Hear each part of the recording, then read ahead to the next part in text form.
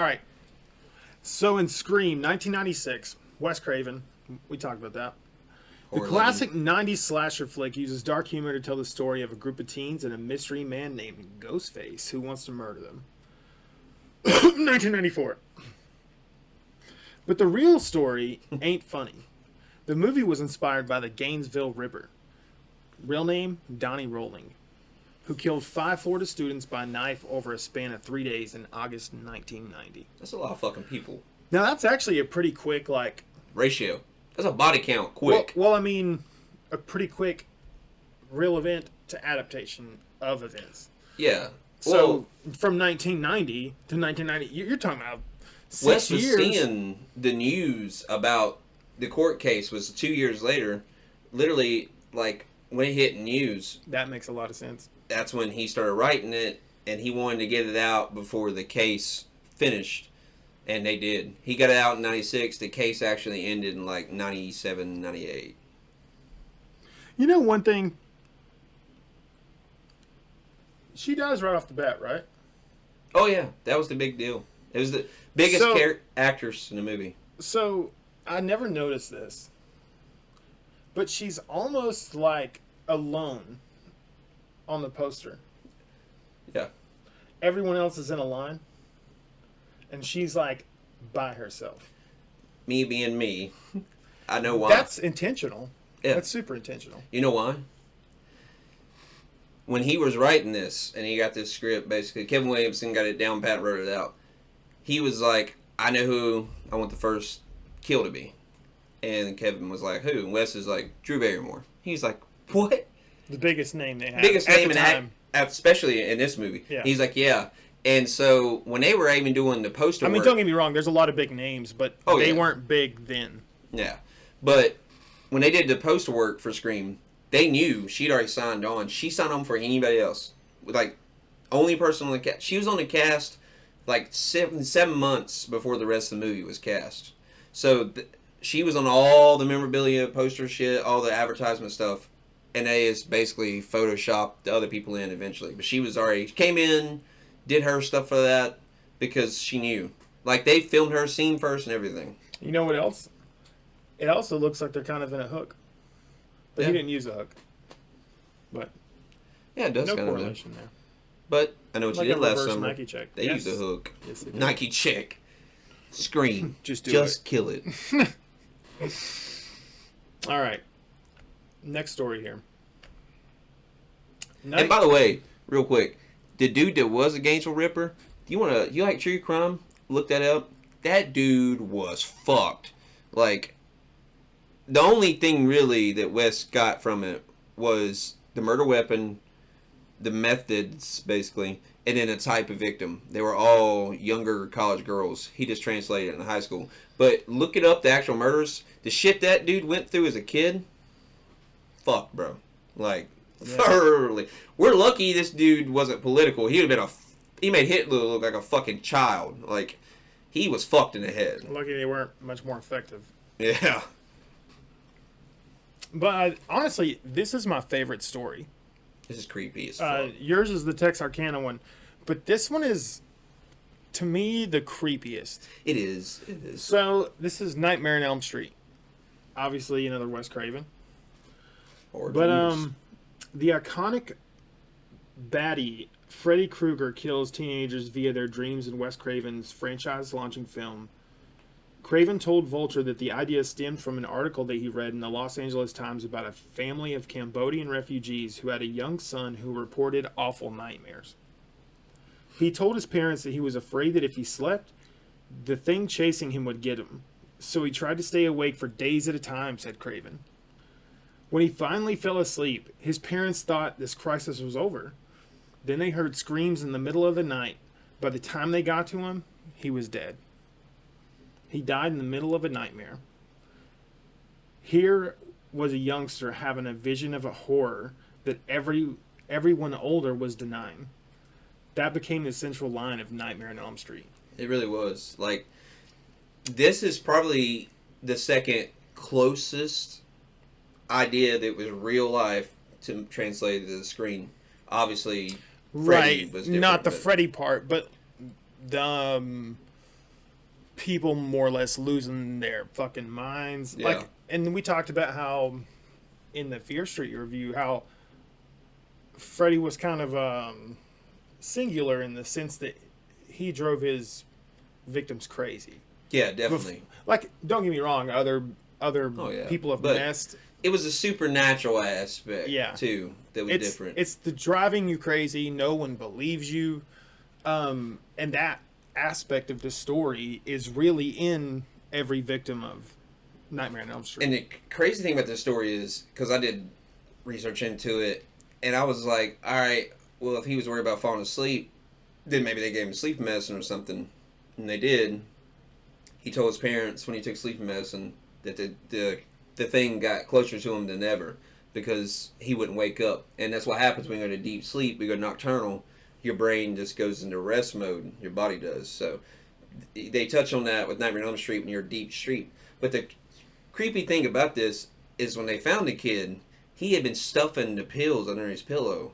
So he was probably asleep for like 2 to 3 days before he finally crashed. And that's why they finally died. Like, and there was no medical reason.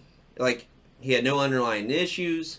He had no health issues that would cause that.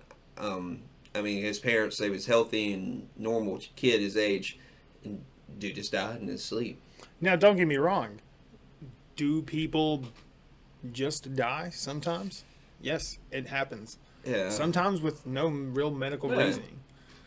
Does But that what are the mean that odds? Freddy's real? No. But it makes for a hell of a fucking franchise. Sleep paralysis demons?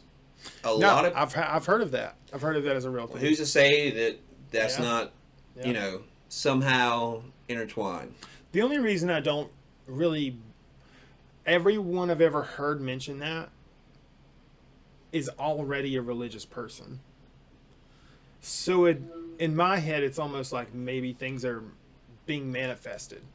Yeah. You know what I mean? Like, if that's part of your world, that's part of what you manifest. Whereas, like, if I'm not a religious person, I wouldn't manifest religious things. Like, Yeah. You know what I mean? Yeah. Like, it's not a demon anymore, it's a hippopotamus. You know what I mean? That's the I know that's scariest shit you ridiculous. came up with? I'm not saying it has. Does it A have to be the hippo? scariest? A giant spider would be the worst. But Snake. he's getting a I'm getting checked in on by the boss lady. I'm busy. I'm doing hot boy shit. All right, I love you. I'll call you back. I'm whipped. Anyways, whipped. but yeah, that is creepy as fuck to think that something. Because what are the odds? Dude's complaining, something's gonna kill me, something's gonna kill me. He fucking dies. Yeah. I don't give a fuck. That's real. Yeah. I mean, it seems like this kid was honestly terrified for his life. I mean, There's a chance he's just projecting something, but nonetheless, the kid fucking died. What the fuck was he projecting? This wasn't even out yet. I'm saying they were possibly Oh, really yeah, religious I mean, people. And For all we know, he could have been fucking horribly abused. I right. mean, But you know, Yeah. there's But- a million reasons. Yeah, but like I said, with sleep paralysis demons and everything, there's a lot of real world shit that could lead to this. And again, I'm not here to try to like tell you the obvious that Freddy Krueger's not real, but since we were connecting real life events, I did think it was interesting to see how much Wes Craven used, and I mean how much he didn't use. Yeah, You know what I mean? he basically just Because there was no kid. well, yeah, no, and Nightmare on Elm Freddy, Street. that image, like the sweater and a hat, even that the color scheme is cool too. This is another hard nerd fact. Green and red, for whatever reason, when the mind sees those two colors together, it's harder for your brain to process the image. So it almost makes your brain like go like, oh, like it makes you panic a little bit. Craven knew that. So he picked those colors to go on the sweater so that Just to Freddy make you feel uneasy. yeah, just he wanted you to feel as uncomfortable as possible. And that shit's been going on for a while.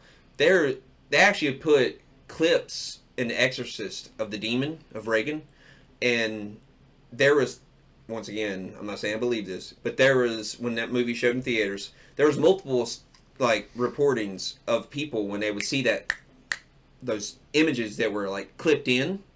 You mean what I mean by clipped in? I'm saying, like, if you were just watching normal, you didn't see it.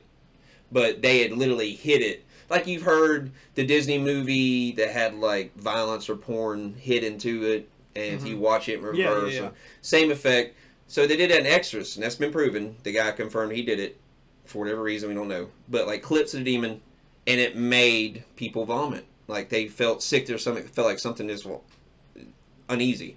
Craven knew that. He took inspiration from it. So the green and the red was just to make you feel uneasy about Freddy. The look was from his fears as a gardener. That his old man. I even heard that he used the term Elm Street because it was the most popular name for streets in the United States. He wanted so more people could feel relatable to the title. Which is a fucking genius ploy. It is. That's a genius ploy. And it's the fact that he wanted you to go home knowing that Elm Street's just down the street. Right. Or that's your street. And that's your house. You got to go to sleep. House. You got to go to sleep. Yeah. That was true.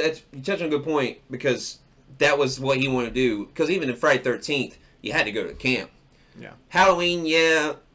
But it had to be Halloween. Nightmare on Elm Street, you know, fucking Matt, way the day of the week is you're in suburb America. You're this white chick. It goes to high school. You fit the criteria. Yeah. How many people was that in 1988, 1987, 86, and now? Right. And that's all it took. And that's what really was scary as fuck about Nightmare on Elm Street as a series. It's like, fuck, man. What if? Like, what are you going to find out? When you're getting fucking killed?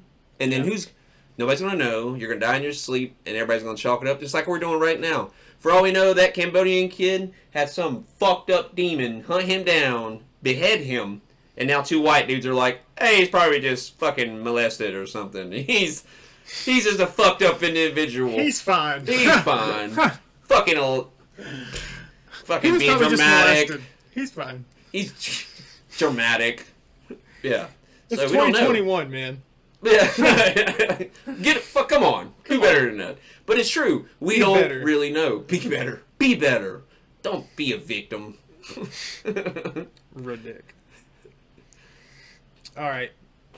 I think, before we wrap this one up, what's your favorite scary movie villain?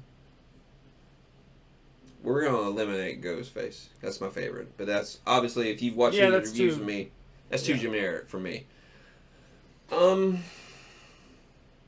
Not even slasher. Scary movie villain, period. If I had to say, honestly, for overall aesthetic, for what he's about, and for the way he acts, and when I say aesthetic, way he looks, acts, everything, Pinhead from Hellraiser.